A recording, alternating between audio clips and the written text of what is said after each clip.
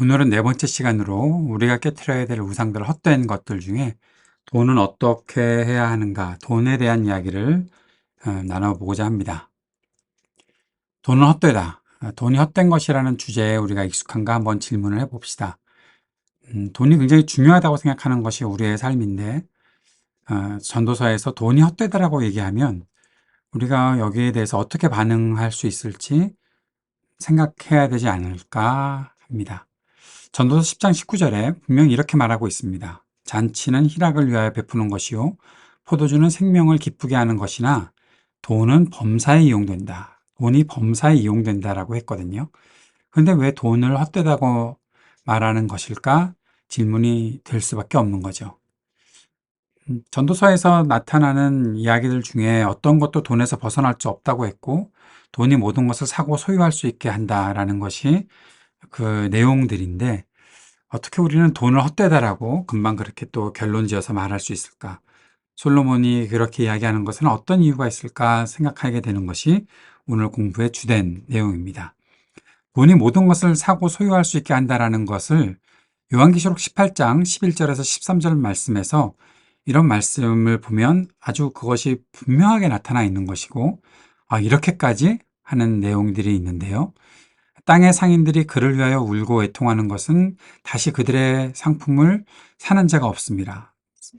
사람들이 고통하면서 우리가 파는 것을 사람들이 사지 않네? 라고 그렇게 애통해한다는 거죠. 그런데 그 사고 팔던 것이 무엇인가 하면 그 상품은 금과 은과 보석과 진주와 세마포와 자주 옷감과 비단과 붉은 옷감, 각종 향목, 각종 상아 그릇, 값진 나무, 구리와 철, 대리석으로 만든 각종 그릇, 계피와 향료, 향과 향유, 유향, 포도주와 감람류, 고운 밀가루와 밀, 소와 양과 말과 수레와 종들, 종도 사고 판다, 노예들 사고 팔았으니까요. 근데 여기 그 다음에 나오는 거, 빨간 글씨로 있는 거죠. 사람의 영혼들. 사람의 영혼도 돈으로 사고 판다라는 것이었어요. 그게 고통하는 가운데서 그들이 이것도 우리가 팔 수 있는데 아무도 사는 사람이 없어 라고 말한다는 겁니다. 사람의 영혼 돈으로 사고 팔 수 있다.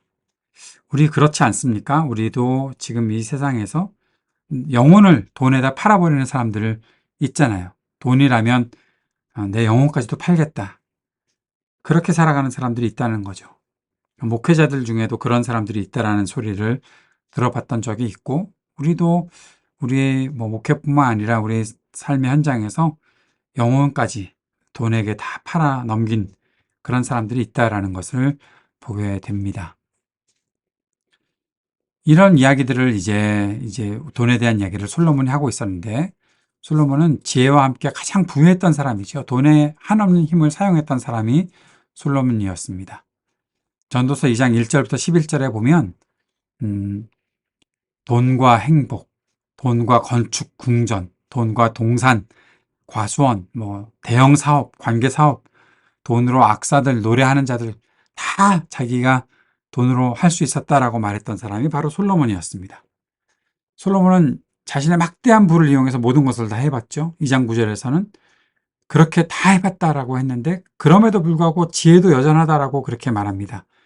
어떤 면에서는 좀 얄밉기까지 한 사람이 바로 솔로몬이죠. 그런데 솔로몬이 갑자기 결론을 내리는 것이 이겁니다. 그 후에 내가 생각해 본즉 내 손으로 한 모든 일과 내가 수고한 모든 것이 다 헛되어 바람을 잡는 것이며 해 아래서 무익한 것이다. 다 헛되다. 갑자기 이렇게 얘기하니까요. 참 허무하기도 하고 좀 얄밉기도 하고, 우리도 그렇게 다 돈을 가지고 다 해보고 나서 그런 이야기를 하면 좋을 것 같은데 우리는 돈이 없었으니까요. 이거 어떻게 해석해야 되는가, 그런 생각을 하게 되는 것이죠. 어떤 의미에서 돈이 헛되다는 것인가? 첫 번째는 돈에 만족이 없다라는 겁니다. 사람들은 돈에 만족이 없다. 돈을 내가 이만큼 벌었으면 될 텐데 내가 한 20억만 가졌으면 좋겠다. 그런데 20억 가지면 더 20억 더 가질 수 있지 않나?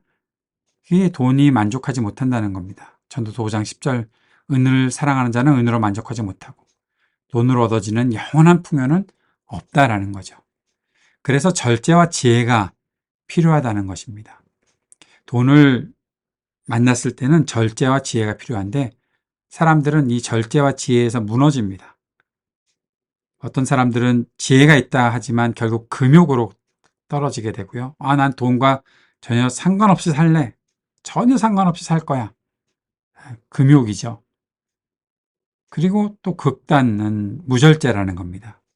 절제하지 못하고 그걸 아무렇게나 막 소비하면서 산다는 것입니다.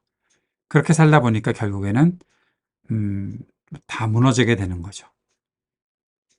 그 사실들을 우리가 잘 생각하면서 지내야 하는데 그것이 돈에 대한 부분이고 돈에 대한 절제와 지혜가 필요한데 이것을 과연 얻기가 쉬울까 하는 그런 생각을 해보게 됩니다. 그러면서 전도서 5장 10절에서 11절 말씀을 한번 다시 생각해 보게 되는 거죠. 전도서 5장 10절 하반절부터 11절까지 보면 풍요를 사랑하는 자는 소득으로 만족하지 아니하나니 이것도 헛되도다. 자신의 소득으로 만족이 안 되는 거예요. 재산이 많아지면 근데 그 다음 말이 굉장히 재밌습니다. 재산이 많아지면 먹는 자들도 많아지나니 그 소유주들은 눈으로 보는 것 외에 무엇이 유익하냐. 굉장히 뭐라고 그럴까, 이 말씀이 갖고 있는 의미가 재밌습니다. 이따가 뒤에 나올 것 같은데, 내가 가진 게 많아지면요, 그걸 함께 먹어야 되는 식솔들이 갑자기 많아진다는 거예요. 그래서 소유주들은 그냥 눈으로 그걸 내가 많이 벌었는데, 내가 노력하고 내가 열심히 일해서 많이 벌었다고 생각을 했는데, 결국 사람들이 먹는 것을 눈으로 보고서 잊고 끝난다는 거예요.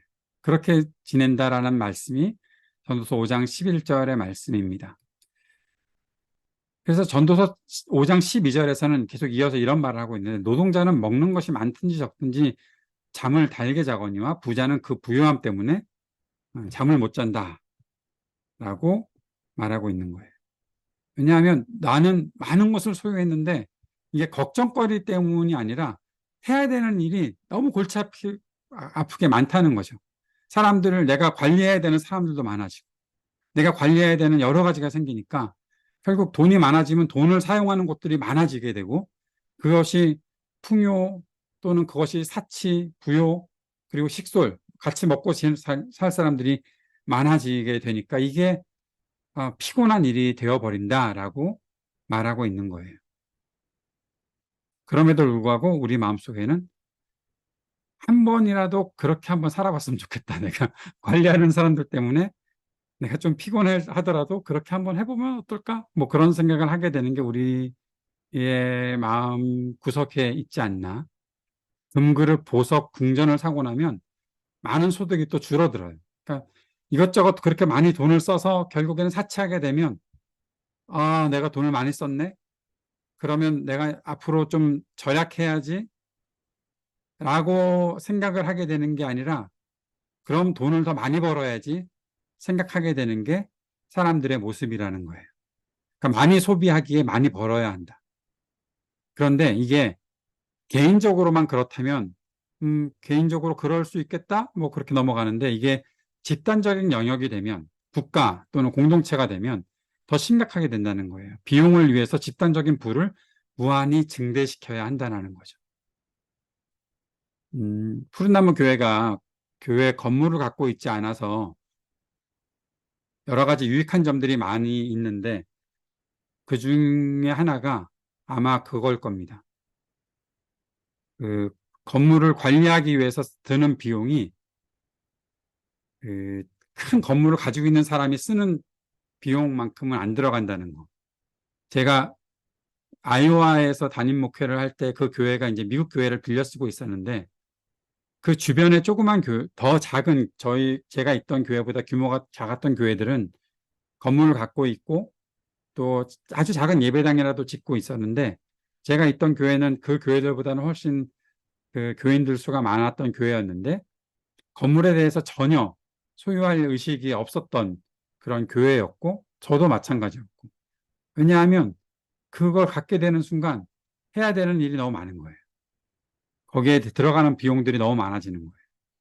그러니까 큰 교회, 대형 교회들이 그 교회가 커서 좋겠다라는 생각도 하지만 그러나 그 교회가 그렇게 커졌기 때문에 결국에는 들어가야 되는 부대 비용들이 너무 많이 있다는 거죠. 어떤 목사님이더라?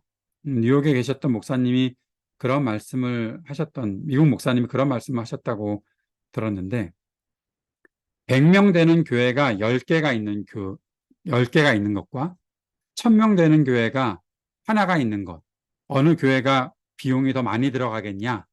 라는 질문들을 하시더라고요. 근데 그 질문에 대한 대답은 분명하죠. 그 100명 들어가는 교회가 10개 있는 것이 훨씬 더 낫습니다. 왜냐하면 1000명 들어가는 교회가 하나 있게 되면 그 1000명이 같이 움직여야 되는 공간, 그 안에서 들어가는 부대 비용들이 훨씬 더 많이 들어가는 것이 생기기 때문에.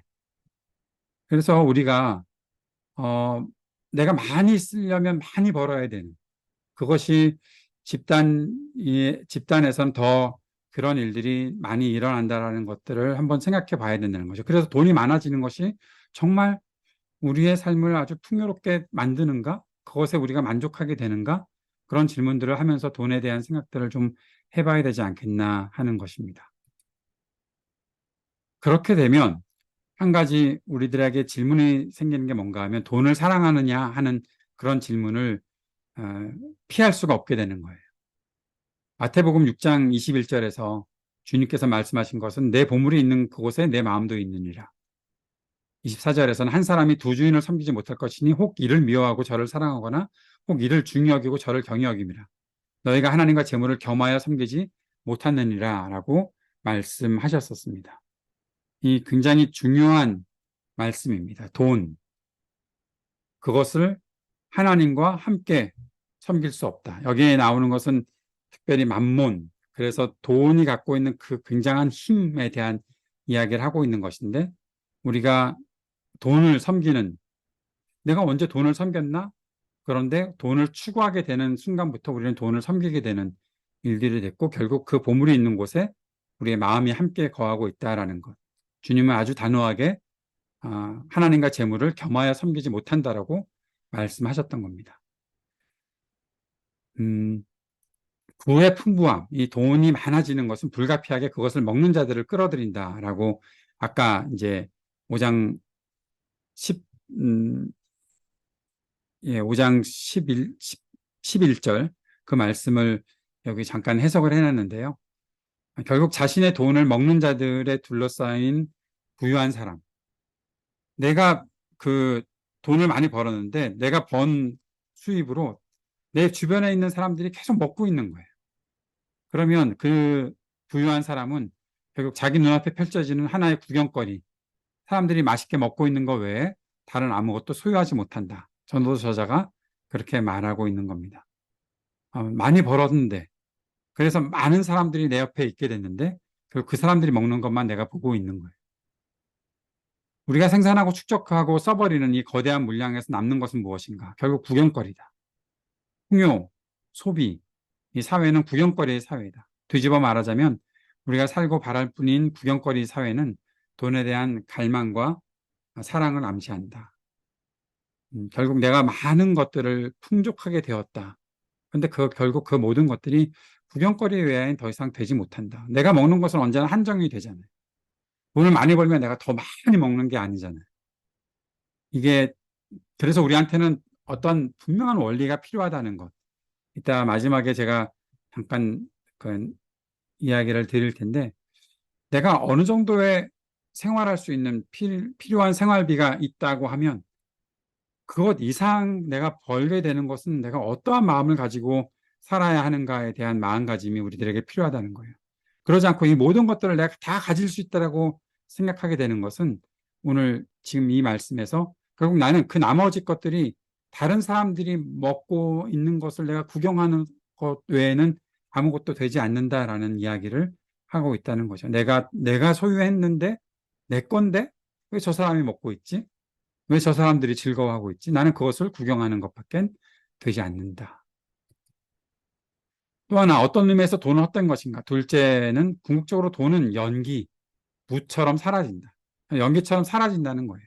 어느 순간 갑자기 없어진다. 전도서 5장 14절 15절에 보면 그 재물이 재난을 당할 때 없어지나니 비록 아들은 낳았으나 그 손에 아무것도 없느니라. 그가 모태에서 벌거벗고 나왔은즉 그가 나온 대로 돌아가고 수고하여 얻은 것을 아무것도 자기 손에 가지고 가지 못하리니.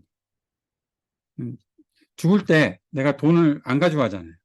내가 많은 것들을 소유하고 있었다. 내가 아주 풍족하게 살고 있었다 하는데 결국 아무것도 내가 죽을 때 못 가지고 가요. 한국은 어떻게 장례를 하고 있는지 제가 잊어버렸는데 미국에서 장례식을 많이 하다 보니까 관에 이렇게 들어가시는 분들을 보면 아무것도 없더라고요. 뭐 관에다가 뭘 넣어드리나, 어떤 분들은 성경책을 넣어드리기도 하고 뭘 넣어드리기도 하고 뭐 옷을 입혀서, 시신에다가 옷을 입혀서 이렇게 에, 관 안에 눕혀드렸는데 아무것도 없는 거예요. 그분이 벌었던 돈 아무것도 그분이 가지고 가는 게 아니더라고요. 그렇다면 우리에게 이런 질문이 생기게 되죠. 내가 풍요를 위해서 돈을 쓰는 대신에 조심스럽게 간직하면 어떨까? 그런데 결국에는 불행이 닥치면 내가 간직했던 것조차도 다 헛것이 되어버린다는 거죠. 아까 앞에서 내가 다 그렇게 쓰느라고 막 내가 무절제하게 너무 많이 썼구나. 그러니까 좀 절제를 해봐야겠다. 절약해야지. 그래서 조심스럽게 간직했어요. 간직했는데 결국 죽고 나면, 또 불행이 닥치면 그 모든 것은 아무것도 아니다라는 겁니다. 그래서 결론은 이렇게 나와요. 돈을 쓰든 간직하든 돈은 환상이요, 연기요, 안개다. 그것을 중요시한다는 것 자체가 헛된 것이다라는 대답을 하게 됩니다. 세 번째, 앞에서 말씀드렸던 대로 죽을 때 아무것도 가지고 가지 못한다. 부자가 되어서 죽었지만 가난한 사람이 죽은 것과 별다를 바가 없어요. 가난한 사람도 죽었고 부자도 죽었어요. 어, 부자는 관값이 좀 많이 들기는 하는 것 같아요. 미국에서 장례식 할 때 장의사에서 파는 관이 뭐 수만 불짜리도 있더라고요. 근데 아주 적은 거는 뭐 몇천 불짜리도 있고, 관의 차이? 그런데 그거 다 땅 속에 들어가 버리는 거잖아요. 가난한 사람도 똑같고. 뭐 가난한 죽음과 부자로 죽는 것과 무슨 차이가 있나?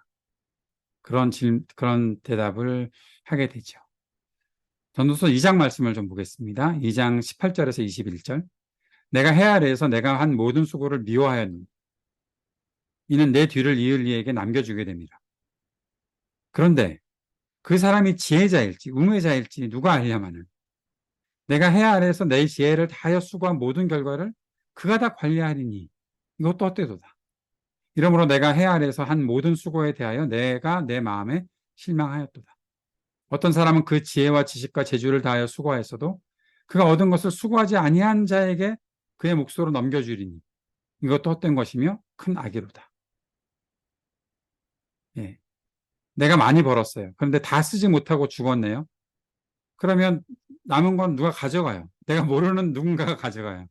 자기 자식이 가져가는지 누가 가져가는지 잘 모르지만 아무튼 기대는 내 자식이 가져갈 것이다 생각을 했는데 내 자식이 정말 지혜롭게 그것을 잘 쓸 것인가 말 것인가 내가 모르는 일이에요. 어쨌든 내 자식이 관리하는 것이니까 내 거 아니잖아요. 헛되다라는 거예요. 내가 지혜를, 내가 지식, 내가 재주를 다 해서 수고해서 얻었는데 결국 남은 거는 다 내 자식이 가져가네. 그러니까 헛된 거예요. 근데 가만히 생각하니까 걔는 한 일이 없어. 수고하지 아니한 자야. 그러니까 뭐라고 얘기하냐면 이거 헛된 것일 뿐만 아니라 큰 악이구나 라고 생각을 하는 게 코엘렛의 이야기예요. 뭐 부모님들이 과연 그렇게 생각할지 모르겠어요. 부모님들이 내가 많이 벌어서 내 자식한테 남겨주는데 뭐 그게 뭐가 잘못됐다는 거야. 여러분, 그런데 시편 저자가 그런 이야기를 한번 해요. 그게 악이다. 내가 벌어서 내가 썼는데 누가 뭐라 그래? 라고 말하는 거 악이라는 거예요.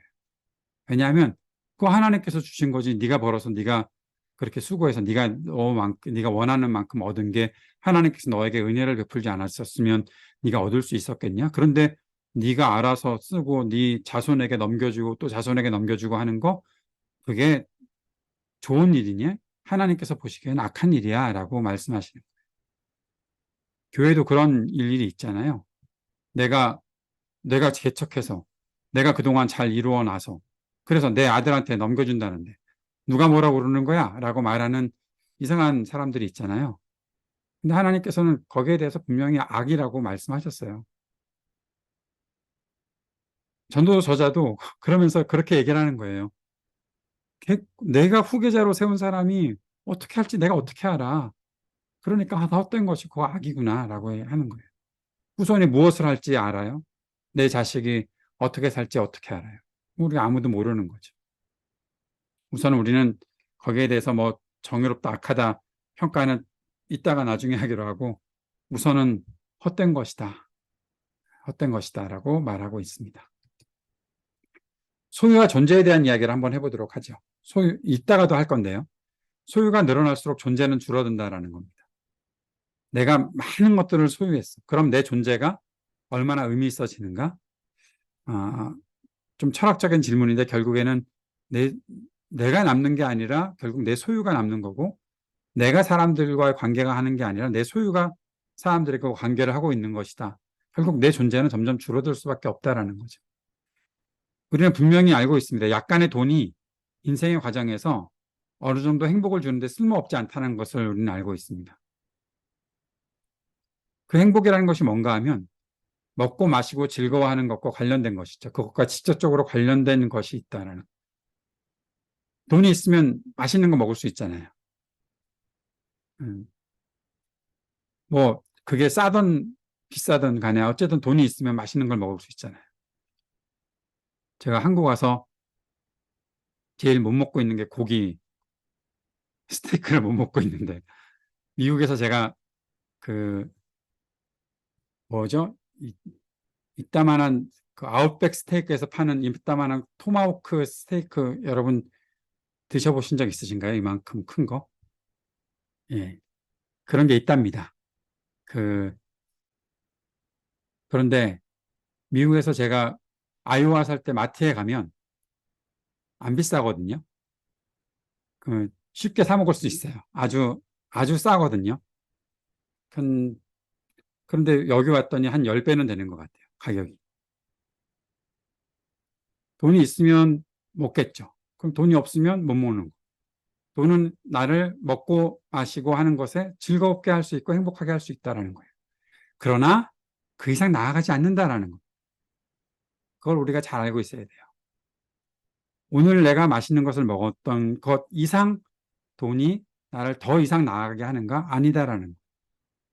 더 많이 먹을 수 있는가? 아니요. 다 못 먹어요. 배불러서 못 먹어요. 자, 그런데 그럼에도 불구하고 부라는 것은 결국 하나님의 은혜의 표시였다라는 거죠. 이거는 성경 전체에서도 그런 이야기들을 계속 하고 있습니다. 우리가 복을 받았다. 내가 많은 것을 얻었다. 결국 그건 하나님의 은혜다라는 거죠. 전도서에서도 그 이야기를 6장 2절에서 이렇게 하고 있습니다. 어떤 사람은 그의 영혼이 바라는 모든 소원에 부족함이 없어 재물과 부요와 존귀를 누구에게 받았다? 하나님께 받았다. 하나님께서 그가 그것을 누리도록 허락하지 아니하셨으므로 다른 사람이 누리나니 이것도 어때 악한 병이로다. 우선 앞에 부분만 보면 소원함에 부족함이 없이 내가 소원한 것에 대해서 이루는 것이 부족함이 없이 다 이루어져요. 재물, 부요, 거기에 존귀까지 하나님께 받았어요. 하나님께서 주셨어요. 근데 이제 문제는 그 뒷부분인데 더 이상 하나님께서 그가 그것을 누리도록 허락하지 아니하시면 다른 사람이 누린다는 거예요. 오늘 내가 돈을 많이 벌었는데 그게 내 것이 안 되고 다른 사람 내 것이 된 것은 하나님이 허락하지 않으셨다는 거예요. 그러니까 하나님께서 은혜를 베푸시는 것이 부라는 것으로 나타날 수 있다는 거죠. 그런데 여기 돈에 많고가 니은 히읗인데 왜 또 오늘도 오자가 지금서야 발견되는 걸까요? 돈의 많고 적음이 그 사람의 존재 가치를 결정하나? 그럼 내가 오늘 돈이 많으면 내 존재의 가치가 높아지는 것이고 내가 오늘 돈이 적으면 내 존재 가치가 떨어지는 것인가? 그런 질문들을 해보게 되는 거죠. 내 존재는 무엇인가? 내 소유가 늘어난 것과 함께 내 존재도 같이 늘어나고 같이 줄어들고 그러는 걸까? 그러지 않을 수 있다는 게 앞에서 던졌던 이야기입니다. 소유가 늘어날수록 존재는 줄어들 수도 있다는 겁니다. 오늘 제가 어떤 분의 페이스북을 보다가 그분이 이 버스 광고를 찍어서 올려놨더라고요. 삼성증권 광고입니다. 내가 넣은 돈이 얼만데 남들과 똑같은 대우를 받기엔 당신이 아깝다. 당신이 이렇게 생각할 수 있다는 거죠. 내가 넣은 돈이 얼만데 거기에. 근데 내가 왜 남들과 똑같은 대우를 받아야 돼? 그러니까 당신이 아까우니까 우리가 그것을 잘 관리해줘서 당신의 가치를 높여주겠다라는 그런 광고인 것 같아요. 근데 이 광고가 말하고 있는 것이 결국에는 내가 갖고 있는 것, 내 소유가 내 존재 가치를 결정하겠다라는 그것을 아주 명확하게 말하고 있는 광고가 아닌가 하는 그런 생각이 들더라고요. 그분도 그러한 내용의 글을 쓰셨고. 사람이 그런 건가요? 돈이 많으면 남들과 똑같은 대우를 받지 않는 게 당연한가요? 돈이 많으면 누군가를 지배해야 되고 누군가에게 권력 행사를 아무렇게나 해도 되나요? 그런 것을 가리켜 우리는 갑질이라고 얘기를 하는데, 그러면 그 갑질을 당하는 사람은 돈이 없기 때문에 그 대우를 그렇게 받아야 되는 건가요? 아니잖아요. 이 사회가 그런 것 때문에 슬퍼하는 일들이 지난주에도 있었는데, 그러면서도 똑같이 광고에서는 이렇게 말하고 있는 거예요. 당신은 가진 것이 많으니까 남들과 똑같은 대우를 받으면 안 돼요. 당신이 아까운 거잖아요. 이게 사람들의 가치관, 세계관이에요. 안 바뀔 거예요.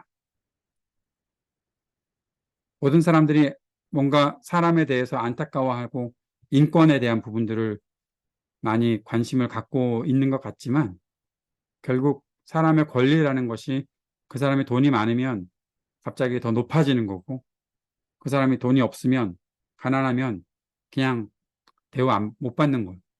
그게 이 사회를 움직이고 있는 그 틀이라면 이것은 돈은 헛되다고 말하다가 아까 악하다라고 말하는 것과 어,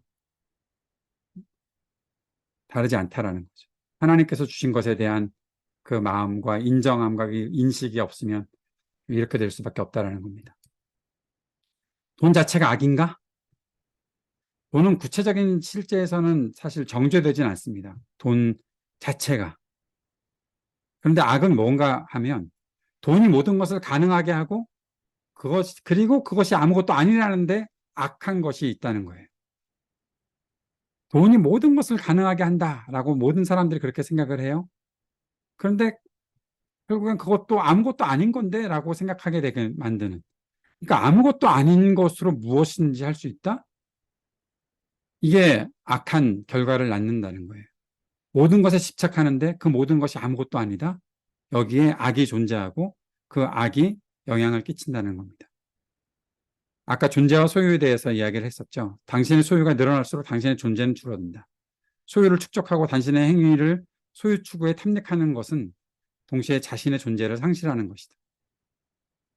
내가 더 내 것을 많이 갖겠다라고 하면 내 존재가 상실되는데 그걸 이 사회가 몰라요. 사람들이 그걸 몰라요. 그래서 아까 버스 광고에서처럼 당신이 갖고 있는 것이 많으면 당신은 그런 대우를 받으면 안 돼요. 라고 말해 주고 있는 거죠. 마태복음 16장 26절에서는 분명히 이렇게 말씀하고 있습니다. 사람이 만약 온천을 얻고도 제 목숨을 잃으면 무엇이 유익하리요? 사람이 무엇을 주고 제 목숨과 바꾸겠느냐? 사람의 생명, 그것이 중요한데 그것을 어떻게 무엇과 바꾸려고 하는지 주님은 그런 질문을 우리들에게 던지고 계시는 것이죠. 기술은 어떤가? 기술. 돈을 얘기하다 보니까 기술에 대한 내용들도 잠깐 생각해 보게 되는데 어, 기술은 돈이 있을 경우에만 구체적으로 활동하며 발전할 수 있죠. 근데 기술 역시 바람이고 연기며 헛된 것이다라는 겁니다. 기술은 악으로 간주될 수는 없습니다. 돈만큼 악은 아닙니다. 그럼에도 기술이 악이라고 말하는 것은 그 이유는 돈처럼 모든 것의 중재자가 되기 때문이다. 내가 기술이 있으면, 내가 할 수 있는 뭔가가 있으면, 근데 그게 내가 돈을 벌 수 있느냐 없느냐, 거기에 따라서 사람들과의 어떤 관계를 맺게 되고 그 속에서 자신이 갖고 있는 그 기술이 결국에는 돈처럼 활용된다면 이게 사람들에게 악한 것으로 존재할 수 있다는 거죠. 그것이 어제까지는 인간을 지배한 것이 돈의 매력이었다면 오늘날은 기술의 매력이다. 기술이 발전하고 있잖아요. 우리가 갖고 있는 스마트폰을 비롯해서 모든 것들이 엄청난 기술 발전으로 이루어진 것이잖아요. 그 얼마나 매력이 있는 것입니까? 그런데 결국 그것을 내가 어느 정도 활용할 수 있느냐 없느냐, 내가 그것을 가질 수 있느냐 없느냐, 내가 그런 것들을 개발할 수 있느냐 없느냐가 결국에는 결국 돈처럼 이게 흘러가 버릴 수 있는 그런 부분이 있다라는 것을 말해주는 것도 우리가 생각할 수 있어야 할 것입니다. 시간에 대한 이야기를 하지 않을 수 없는데요. 여러분은 어떻게 생각하십니까? 시간이 돈보다 중요합니까? 그런데 시간이 돈보다 중요한데 돈이 있으면 시간을 좀 더 땡겼을 수 있죠. 예. 제가 요즘에 고민하는 게 그거거든요. 신분당선을 탈 것인가, 수인분당선을 탈 것인가. 잘 모르시는 분들 계실 텐데 수인분당선이 쌉니다. 신분당선은 비쌉니다. 신분당선을 타면 시간을 30분은 절약할 수 있습니다. 그런데 수인분당선을 타면 배가 늘어납니다. 돈을 가지고서 그 시간을 내가 살 것인가, 아니면 돈을 절약하고 시간을 좀 더 쓸 것인가. 시간이 있을 때는 시간을 쓸 텐데 그렇지 않을 때는 어떻게 해야 되는 것인가. 시간이 더 중요하게 생각되는 때가 있고 그렇게 우리가 생각하고 지내는 것이 있죠. 그런데 시간에 대해서 두 가지를 우리가 생각해 봐야 됩니다. 하나는 우리가 살고 있는 이 흘러가는 시간들도 중요한 것이고, 전도서에서 이제 전도 3장에서는 때에 대한 이야기가 나오잖아요. 이것이 나의 때, 이런 때가 있다, 이런 때가 있다 하는 어떠한 정해진 그런 일들. 그것도 시간의 한 종류니까 어떤 것들을 우리가 생각하든 다 중요한 것인데, 이 돈에 대한 코일렛의 모든 고찰의 주된 맥락은 돈의 성공이건 기술의 성공이건 시간과 관련해서 모든 성공이 좌우된다는 것이다라고 말해주고 있습니다. 전도서 9장 11절 12절 말씀. 내가 다시 해 아래에서 보니 빠른 경주자들이라고 선착하는 것이 아니며 용사들이라고 전쟁에서 승리하는 것이 아니며 지혜자들이라고 음식물을 얻는 것도 아니며 명철자들이라고 재물을 얻는 것도 아니며 지식인들이라고 은총을 입는 것이 아니니, 그 다음에 이는 시기와 기회는 그들 모두에게 임함이니라.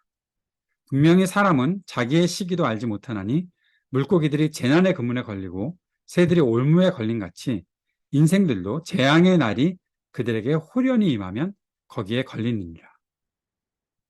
굉장히 중요한 이야기를 하고 있습니다. 결국에는 자신의 때를 알지 못하면, 내가 어떠한 때를 어떻게 내가 지내야 된다는 걸 알지 못하면 재물 아무리 많아봐야 그 재물에 대한 그 부에 대한 모든 것들이 다 헛된 것이 되어버린다는 거죠. 뭐 주식이나 코인도 여기에 다 걸리는 문제가 아닐까요? 야, 요때까지. 근데 어느 순간 내가 생각했던 때가 아닌 그때에 올라가고 내가 생각했던 때가 아닌 그때에 떨어지면 결국엔 다 헛된 것이 되어버리니까 결국 시간이 문제인가? 그때가 문제인가? 하는 일들을 생각해 보게 되는 게 요즘 사람들의 모습일 것이다. 뭐 저는 야구를 좋아하니까요. 지금 입고 있는 티셔츠도 LA 다저스 야구 티셔츠인데, 굉장히 좋은 선수들을 많이 가지고 있다고 해서 경기에서 늘 승리하는가? 그게 아니더라고요. 아니라는 것을 알아야 된다는 거죠. 내가 굉장히 빠른 그 경기를 할 수 있는 사람이다. 그런데 내가 늦게 들어갈 수도 있다는 것. 결국엔 때가 더 중요하다. 코엘렛이 말하고 있는 그 죽음이라는 거 있었잖아요. 사람은 다 죽기 때문에 허무하다라는 거. 그런데 코엘렛은 우연히 어떻게 죽는다라는 것을 말하고 있는 것이 아닙니다. 코엘렛이 말하는 것이 우연이라는 어떤 사람들이 전혀 알지 못하는 시간에 어떻게 이루어지게 된 그 우연이라는 것을 말하는 것이 아니라 때라는 것. 그 때라는 그 시간에 의거해서 코엘렛은 이 헛됨에 대해서도 말하고 있는 것이다라는 것을 우리가 생각할 수 있어야 합니다. 그러면 돈은 우리에게 무엇인가? 돈을 어떻게 사용해야 될까요? 자선, 남들에게 베푸는 것으로 사용하면 돈을 잘 사용하는 것일까요? 청지기 잘 관리하면 교회는 그럼 돈을 어떻게 사용해야 될까요? 교회가 사용하는 돈은 어떻게 사용해야 될까요? 다 가난한 사람들에게 나눠주면 될까요? 교회를 위해서 일하는 사람들도 있는데 그 사람들에게는 어떻게 해야 할까요? 그 사람들을 우리는 어떻게 생각하고 우리에게 들어오는 돈을 사용해야 될까요? 그런 질문들을 계속해서 하게 되는 거죠. 그 지지난주인가요? 권 목사님께서 헌금을 어떻게 하라는 것을 3주 전인가 말씀하셨던 거 제가 기억나는데, 들어올 때 헌금을 하실래요? 뭐 헌금을 하는 것이 좋을까? 헌금 바구니를 돌리는 것이 좋을까? 계좌이체를 하는 것이 좋을까? 뭐 여러 가지 생각들을 하신다고 그런 말씀하셨는데, 왜 그런 이야기를 교회에서 그렇게 잘 중요하게 생각하고 하는 걸까? 그것도 역시 돈과 관련된 것이잖아요. 사람들의 마음이 어떻게 움직이는 걸까? 어떻게 사람들을 신뢰하고 살아가야 되는 걸까? 목사는 고민할 수밖에 없거든요. 별로 중요하지 않은 문제처럼 이야기를 하더라도 목사는 고민하게 됩니다. 예. 그런 돈에 대한 부분들을 우리가 많이 고민하게 되는 거죠.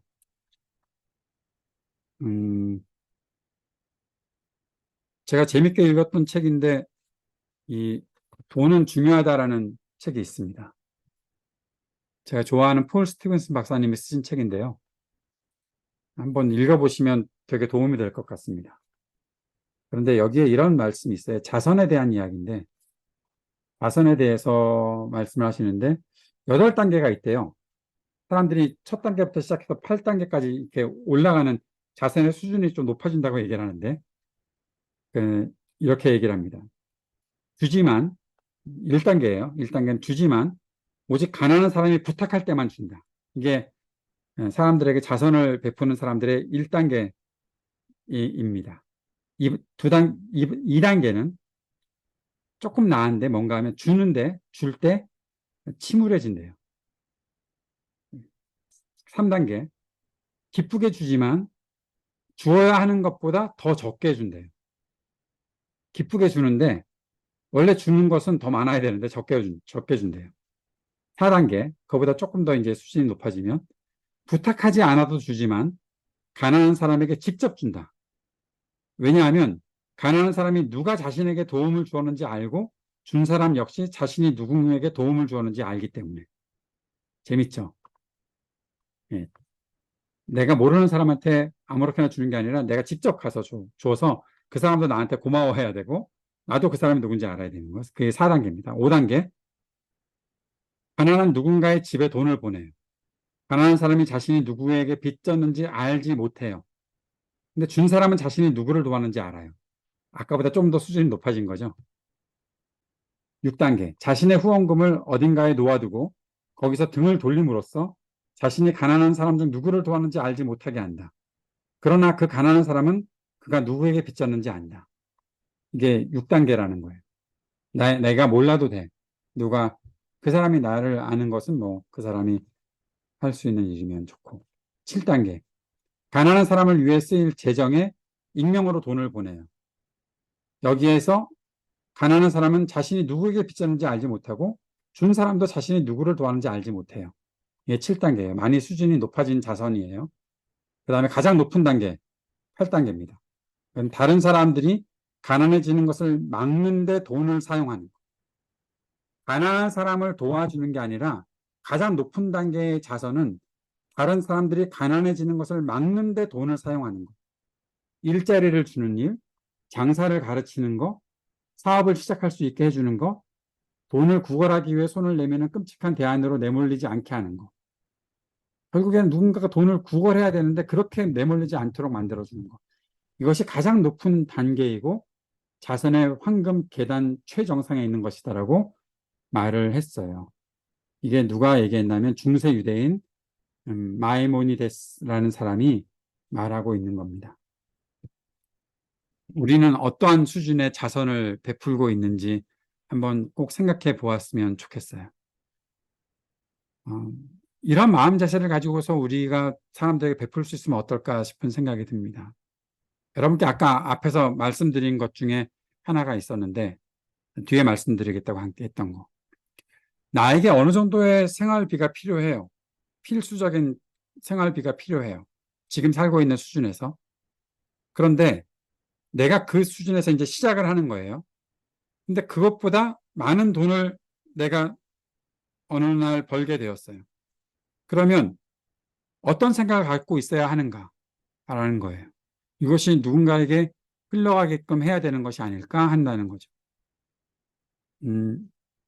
제가 알기로는 요한 웨슬리로 기억을 하는데요. 사람들에게 자선을 베푸는 것에 있어서 아주 철저한 재정 원칙을 갖고서 살았던 분입니다. 아주 일반적인 예를 들어서 설명을 해드리려고 하는데 그게 아까 제가 말했던 그 돈의 가치를 잘 몰라서 했던 이야기인데, 자, 이렇게 생각을 해봅시다.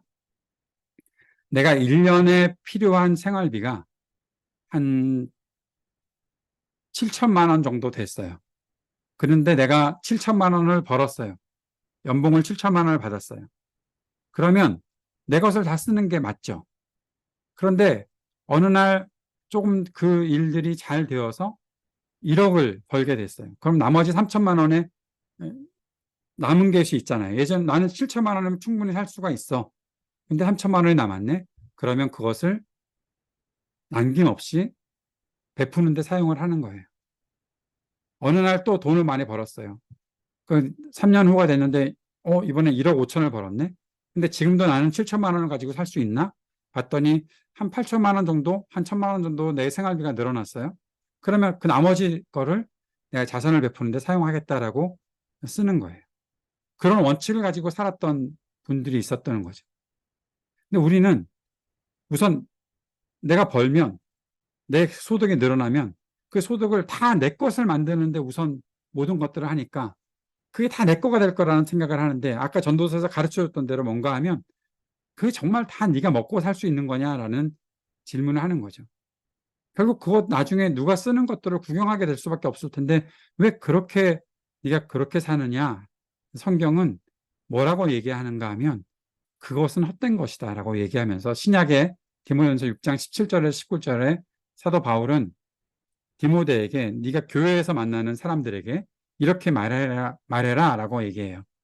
네가 이 세대에서 부한 자들을 명하여 부자들에게 명하라는 거예요. 마음을 높이지 말고 정함이 없는 재물에 소망을 두지 말고 오직 우리에게 모든 것을 후히 주사 누리게 하시는 하나님께 소망을 두고 선을 행하고 선한 사업을 많이 하고.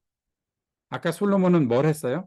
코일렛은 뭐라고 얘기를 했어요? 내가 돈이 많아서 막 농장도 가꾸고 뭐 건축도 하고 막 그런 것들 말고 선한 사업을 많이 하고 나누어 주기를 좋아하며 너그러운 자가 되게 하라. 이것이 장래에 자기를 위하여 좋은 터를 쌓아 참된 생명을 취하는 것이니라. 그렇게 말씀하고 있는 거죠. 아까 여기서 얘기했던 자선의 단계. 내가 가난한 사람들에게 주는데 나를 좀 티내게 하는 그러한 단계가 아니라 이제는 나를 숨기고서라도 또 그가 누구라도 내가 다 줄 수 있다라고 얘기하는, 이제 그 단계를 더 넘어가서 최고의 단계, 누군가가 가난해지지 않도록 막아주는 그러한 선한 사업을 할 수 있도록, 그러한 것을 좋아하는 사람이 되게 하고 너그러운 사람이 되게 하는 것, 이것이 장래에 너 자신을 위해서 좋은 터를 쌓아서 참된 생명을 취하는 것이다라고 말씀하고 있는 것입니다. 돈은 이렇게 사용해야 된다라고 성경은 우리들에게 가르쳐주고 있었던 거죠. 우리가 보통 교회 다니면서 많이 들었던 말이 하늘에 투자한다라는 말 많이 들었잖아요. 하늘에 투자하기 위해서 전제 조건이 2가지가 있습니다. 첫 번째는 우리의 양심, 그러니까 즉 통일된 시각을 갖는 거예요. 내가 내 마음에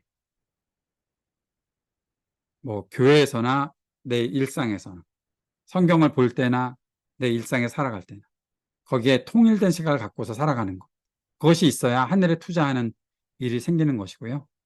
또 하나는 우리가 분명히 하나님 나라 세계관을 갖고 있어야 됩니다. 세계관이라는 것은 뭔가 하면 우리가 바라보는 방식이잖아요. 내가 여기에 어떤 의미를 부여하고 살 것인가 하는 것. 거기에 대한 충분한 의미를 잘 부여할 수 있는 그런 세계관이 있어야 우리가 하늘에 투자하는 전제 조건이 되는 것입니다. 그리고 하늘에 투자하는 4가지 구속적 행동을 볼 텐데, 우리의 돈을 관계적으로 사용하는 것, 내가 돈을 허투루 사용하지 않는 것, 사람들을 위해서 그리고 가난한 이들을 돕는 자선 활동에 사용하는 것. 그 주님을 위해 사용한다고 하는데 주님 안에서 행하는 일들, 그 일들을 위해 내가 사용하는 것.